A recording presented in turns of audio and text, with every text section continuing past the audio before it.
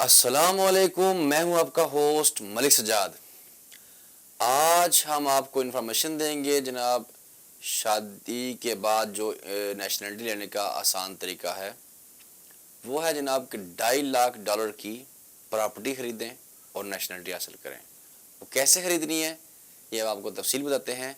उससे पहले जो मेरे न्यू व्यूवर्स हैं वो मेरा channel Istanbul information in Urdu subscribe करें। तो आते हैं हम अपने मौजू की तरफ। जनाब, तुर्की में पहले कानून था कि $1 मिलियन की प्रॉपर्टी ख़रीदनी है और उसके बाद आपको तुर्किश नेशनलिटी मिलेगी।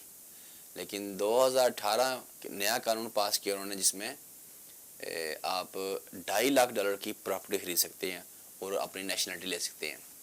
$2.5 लाख की आपने प्रॉपर्टी ख़रीदनी है। और दूसरा कानून है कि $5 लाख कैश बैंक में जमा करवाना है 3 साल के लिए, यानी कि आप उसको निकलवा नहीं सकते। तो प्रॉपर्टी ये खरीदने के, मकान खरीद लें, आप कोई जगह खरीद लें, दुकान खरीद लें। तो उसमें शुरू में कुछ ऐसे हुआ कि उन्होंने $1 लाख की प्रॉपर्टी खरीदी और उसको 2.5 लाख में शो करके तो नेशनलिटी लेने की कोशिश की। तो फिर गवर्नमेंट ने नए कानून बनाए कि उसमें जो प्रॉपर्टी लेने वाला है उसको भी फ़ायदा है, उसको भी काफ़ी सारा, जो नए बंदे आते हैं यहाँ पे ओवरसीज़ या दूसरी कंट्री से आते हैं उनको भी काफ़ी फ़ायदा है। कोई एक्सपर्ट रिपोर्ट जो चाहिए मकान की, तो आपने एक मकान खरीदा है, उसकी कीमत है $50,000, तो प्रॉपर्टी डीलर उसको $70,000 या $80,000 में फ़रोख्त करने की कोशिश करते हैं। तो गवर्नमेंट ने कानून निकाला है कि अगर आप प्रॉपर्टी खरीदते हैं, खरीद के रजिस्ट्री से पहले उसको आप एक्सपर्ट रिपोर्ट चाहिए होती है, जिसके बाद आपकी रजिस्ट्री ओके होगी। तो उस रिपोर्ट में ये जो गवर्नमेंट के बंदे होते हैं वो ये कन्फर्म करते हैं कि ये आया जब $50,000 की प्रॉपर्टी है तो $55,000 हो जाए, $52,000 हो जाए, $2-3,000 की जो छूट गवर्नमेंट ने दी हुई है उसकी प्रॉब्लम नहीं है। तो आपने सारी प्रॉपर्टी खरीद ली $2.5 लाख की, या 2,60,000 की हो जाए, या 270, 2.5 से ऊपर होनी चाहिए। तो उसका आपको प्रॉपरली किराया आता रहेगा, किराया मिलता रहेगा आपको। लेकिन वो 2.5 लाख की प्रॉपर्टी जो आप 3 साल तक उसको फ़रोख्त नहीं कर सकते। आपने सारी प्रॉपर्टी खरीद ली, उसकी रजिस्ट्री आपके पास है, चाहे एक मकान खरीदें, एक दुकान खरीदें, या काफ़ी सारे मकान खरीद लें। तो उसमें आप प्रॉपर्टी खरीद लिया आपने, नोटरी पब्लिक है यहाँ पे।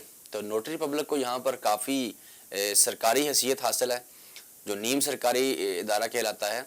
तो वहाँ पर जाके आपने बनाम सरकार 3 साल के लिए वो मकान प्लज कर देना कि बेच नहीं सकता वो, उसका मुनाफा, उसका प्रॉफिट सारा आपको मिलेगा। लेकिन आप उस मकान को 3 साल तक बेच नहीं सकते। नोटरी पब्लिक के पास जाके आपने उसको रिटर्न लिख के देनी गवर्नमेंट को कि मैं ये प्रॉपर्टी 3 साल बेच नहीं सकता। एक्सपर्ट रिपोर्ट भी साथ लेनी है। एक्सपर्ट रिपोर्ट जब आप लेंगे कि जो एक्सपर्ट यहाँ पे आए हैं एरिया का हिसाब लगा के स्क्वायर मीटर का हिसाब लगा कर, और मकान की वैल्यू ने लगाई है। मकान की वैल्यू मिसाल के तौर पर आपने $50,000 का एक मकान खरीदा है तो उसकी वैल्यू बनती है $45,000, तो नो प्रॉब्लम, $5,000 उसका जो है वो प्रॉब्लम एक कमीशन एजेंट को या एक प्रॉपर्टी वाले को उतना प्रॉफिट रखने का हक है। 50 का लाख में नहीं लिखवा सकते या वो नहीं लिख सकते। आपने एक्सपर्ट रिपोर्ट भी ले ली, सारे आपने अपना डॉक्यूमेंट्स तैयार कर लिए। उसके बाद आपने एक वकील हायर करना है, वकील करना है, जो माइनर सी फीस लेके, इतनी बड़ी फीस नहीं है। तो वो आपका सारी प्रॉपर्टी को जो अपना रजिस्ट्री है वो इकट्ठी करके, तो एक गवर्नमेंट का इदारा है जहाँ पे गोच इदारा, वहाँ पे बेचते हैं कि इस बंदे ने इतनी प्रॉपर्टी खरीद ली है और ये भी नेशनलिटी अप्लाई करना चाहता है। वो गवर्नमेंट में उसका थोड़ा टाइम लगे, 15-20 दिन को चेक करके सारी प्रॉपर्टी, आपकी मालियत और आपकी तुर्की आने की एंट्री, आपका रेजिडेंस कार्ड भी देने में आ जाएगा। रेजिडेंस कार्ड भी आपका साथ होगा, आपका पासपोर्ट, जिस मुल्क के आप शहरी हैं उसका पासपोर्ट आपके पास होगा। वो आप 15 दिन के बाद जवाब देंगे कि ये बंदा हमारी तरफ से ओके है, इसका कोई क्रिमिनल रिकॉर्ड नहीं है। फिर आप उसको जो है प्रॉपर्टी लेने के बाद आप डफूस में आप उसको एडमिट करेंगे। जो एक मीटिंग बैठती है उसमें आपके पाकिस्तान से या आपके कंट्री से, जिस कंट्री से आपका ताल्लुक़ है, वहाँ से आपको बर्थ सर्टिफिकेट चाहिए कि आपकी पैदाइश इस कंट्री की है, तुर्की का नेशनल होने से पहले आप फलां कंट्री से इस मुल्क से आपका ताल्लुक़ है। और वहाँ की जो वो पेपर जो बर्थ सर्टिफिकेट आता है उसकी एम्बेसी से टेस्टेशन होती है, फिर उसको टेस्ट करवा के वो भी इसका साथ लगता है। और मिनिमम 3 महीने में और मैक्सिमम 6 महीने के अंदर अंदर आपकी नेशनलिटी आई थी। बल्कि कुछ जो प्रॉपर्टी डीलर्स हैं बहुत बड़े बड़े, तो उनके अपने लॉयर वकील होते हैं, इतनी बड़ी प्रॉपर्टी खरीदनी है $2.5 लाख की, तो वो आपको वकील भी उसमें हायर कर देते हैं कि आपका काम आसानी से हो जाए। आप नेशनलिटी $2.5 लाख की ले लेते हैं तो उसमें आपके क्या क्या एक्स्ट्रा फ़ायदे हैं। $2.5 लाख आपकी प्रॉपर्टी लेकर आपने नेशनलिटी ले ली, उसके साथ आपकी वाइफ की नेशनलिटी फ्री में मिलेगी। आपके 18 साल से जो बच्चे कम हैं उन सबको नेशनलिटी मिलेगी। जो 18 साल से ऊपर हैं उसके लिए आपको केस करना पड़ेगा अल्लाह से। वो उस वक़्त के जो मौके पर ऑफिसर बैठे हैं या गवर्नमेंट की जो एक कम्युनिटी होती है उसकी मशावरत से 18 साल से ऊपर बच्चे को भी नेशनलिटी दे देंगे, लेकिन चांस बड़े कम होते हैं। तो ये आपने नेशनलिटी ले लीजिए। इससे पहले 2018 से पहले कानून कायदा यहाँ पर कुछ यूँ था कि बंदा जो इस्तांबुल जो बल्दिया के एरिया हैं वहाँ पर आप प्रॉपर्टी खरीद सकते हैं, ज़मीन नहीं खरीद सकते डायरेक्टली। तो अभी नए कानून के मुताबिक आप ज़मीन खरीद सकते हैं। यहाँ पहले वहाँ यहाँ फ़ौज का इलाका हुआ करता था, यानी कि जो इस्तांबुल बल्दिया हैं बड़े बड़े शहरों की, बल्दिया के अंडर जो एरिया आते हैं उसके वहाँ पुलिस थी, और जो बल्दिया के बाहर इलाके आते थे उनमें फ़ौज थी, जनदरमा जिसको कहते हैं, यहाँ मिलिट्री पुलिस कह लें। तो अभी आप उन इलाकों में भी प्रॉपर्टी खरीद सकते हैं, ज़मीन खरीद सकते हैं। और ज़मीन जो है वो अपने एक गांव की अगर ज़मीन है 10%, तो उसमें आप 100% ज़मीन है तो उसमें 10% आप खरीद सकते हैं। 10% से ज़्यादा आप ज़मीन नहीं खरीद सकते। तो ज़मीन पे आप जो है उसको प्रोजेक्ट दे सकते हैं। आप जो किस्तों पे मकान लिए हो आपने, वो आप उसको प्रोजेक्ट दिखा सकते हैं कि मैंने ये किस्तों में मकान ली, उस पर भी नेशनलिटी मिल जाती है। और काफ़ी सारे इसमें पेचीदगी हैं, लेकिन आसानियाँ बहुत ज़्यादा भी कर दी हैं तुर्की गवर्नमेंट ने।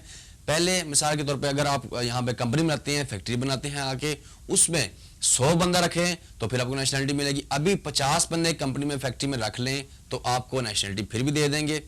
उसके बाद आ जाती है बात फिर वापस जी, जो है नेशनलिटी लेने के बाद आपके पूरे हकूक तुर्कों जैसे होंगे।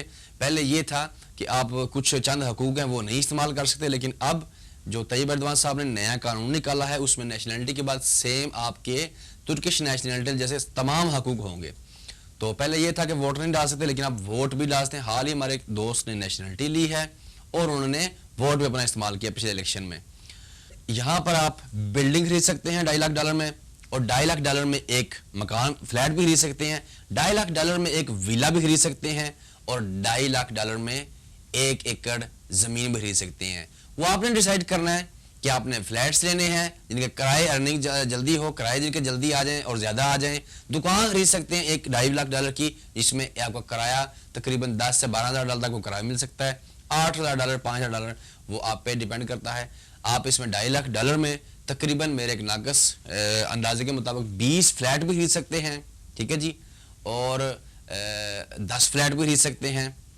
यानी कि 1 लाख लीरे का अगर फ्लैट हो तो वो तकरीबन 15 लाख लीरा बनता है, और उसमें आप बासानी 15 फ्लैट खरीद सकते हैं। और $2.5 लाख का एक फ्लैट भी खरीद सकते हैं। $2.5 लाख में बासानी एक विला भी खरीद सकते हैं तकरीबन 400 मीटर का। वो शहर से दूर होगा, शहर के मरकज़ में लेंगे तो किराया उसको ज़्यादा मिलेगा और अच्छे किराए पे वो फ्लैट लग जाएगा। तो इस तरह काफ़ी सारी सहूलियात हैं। बिल्डिंग अमारात हैं, उसमें विलेज आ जाते हैं, प्रॉपर्टी आ जाती है, ज़मीन आ जाती है, फार्म हाउस आ जाते हैं। कोई भी जगह आप खरीद के आप नेशनलिटी ले सकते हैं। टेक केयर जी नाज़रीन, अपना ख्याल रखिए, लाइक करें, सब्सक्राइब करें, शेयर करें, और तुर्की के बारे में हम आपको मज़ीद मालूमात देते रहेंगे। अल्लाह हाफ़िज़ जी।